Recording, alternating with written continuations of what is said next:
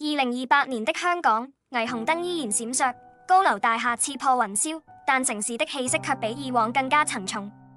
經濟衰退、貧富懸殊、社會不公的陰影籠罩着這座城市。街頭巷尾，人們低聲議論着政府無能、警隊腐敗、黑社會橫行，卻無人敢站出來反抗。直到那一天，一個神秘的中年男子出現在維多利亞港邊，打破了這片死寂。他名叫阿強，至少這是他後來被人們稱呼的名字。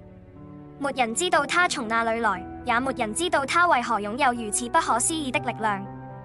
他的速度是光速的1/10，一秒鐘能移動3萬米。他的拳頭蘊含10噸的力量，一擊足以粉碎鋼筋混凝土。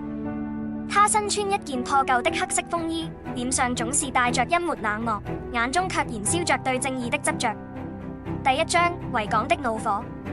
故事的開端是九龍一場黑社會火拼。2028年10月某個深夜，尖沙咀的街頭傳來槍聲和刀光，兩幫黑社會為爭奪地盤大打出手，路邊的市民驚恐逃散，警察卻遲遲未到。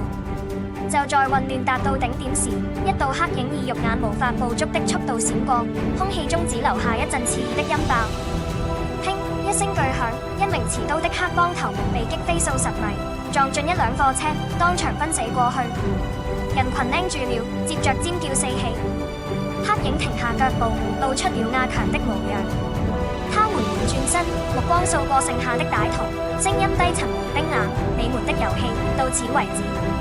不到10秒，現場的20多名黑幫成員全被放倒，有的骨折，有的昏迷，沒有一人能站起來。目擊者後來回憶，那一幕就像颶風掃過，無人能抵擋。阿強沒有多說一句話，轉身消失在夜色中。第二天，網絡上炸開了窩，有人拍下了模糊的影像，標題是香港超人現身，政府迅速下令封鎖消息，但街頭巷尾的議論已無法壓制。市民開始稱他為光速義士。第二章：不公的代價。阿強的出現並非偶然，他似乎有一種超乎常人的感知，能在不公義發生時第一時間趕到。幾天後，一個更大的事件讓他的名字傳遍全城。在旺角，一名年輕女子因拒絕賄賂警察而被當街毆打，圍觀者眾多，卻無人敢出聲。就在女子倒地，警棍即將再次落下時，阿強出現了。他從100米外的街角衝來，速度快得連監控攝像頭都只拍到一團殘影。他一拳擊出，10噸的力量將那名警察打飛，撞穿了一堵磚牆。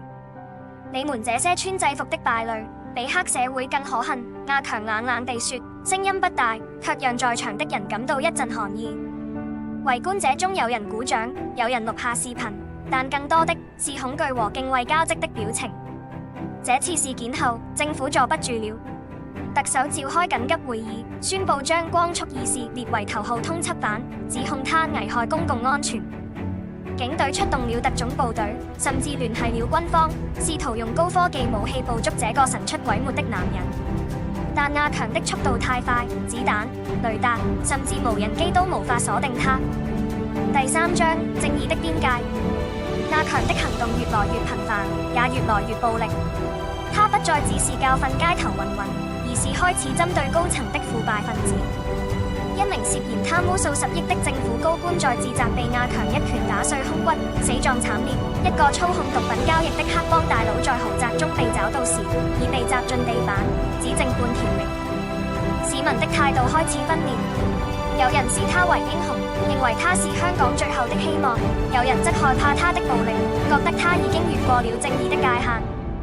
街頭的塗鴉上，有人寫道：光速義士救香港；也有人寫他是魔鬼，不是救世主。某天晚上，阿強來到中環的一座摩天大樓前，這裡住着一個財閥家族，據說他們勾結政府，壟斷了香港的醫療資源，導致無數窮人因買不起藥而死亡。他站在樓下，仰望着那扇亮着燈的頂層窗戶，喃喃道：你們以為錢能買到一切？今晚我要你們付出代價。他一躍而起，以光速1/10的衝力撞進大樓。玻璃碎片四散，警報聲響徹夜空。不到1分鐘，財閥家族的掌權人被他從頂樓扔了下來，摔在街頭，屍骨無存。圍觀的人群中，有人歡呼，有人尖叫，但更多的人開始質疑：這樣的正義真的正確嗎？